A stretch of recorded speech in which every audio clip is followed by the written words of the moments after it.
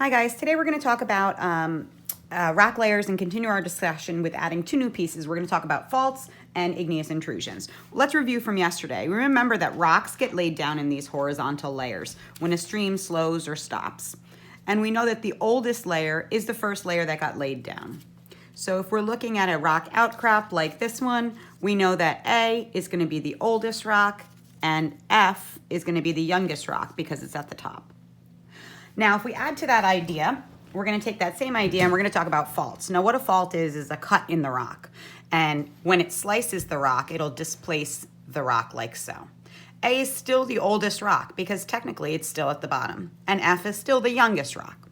The next thing we're going to talk about is an igneous intrusion. And what that is magma that forms underground and kind of pushes its way and burns its way up through these rock layers.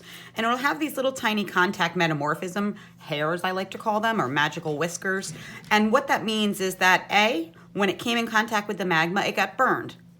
Now you'll notice here that F is not in contact with the magma. That means F wasn't here when this igneous intrusion happened. So that means that F is younger than the igneous intrusion.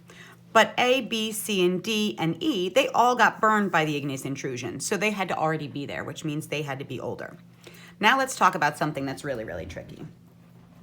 We have to decide which one came first, the fault or the igneous intrusion. Well, look at this picture. You can see that the igneous intrusion has been cut by the fault. And in order for it to be cut by the fault, it had to have already been there. So in this example, the fault is the most recent thing. The fault is younger than the igneous intrusion. In this example, we see that the fault occurred, and then at some point later on, the igneous intrusion came up and burned through the layers.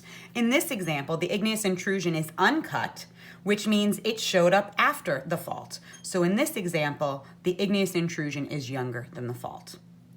All right, I hope that clears that up for you. We're going to have some questions in our Google Classroom. Good luck.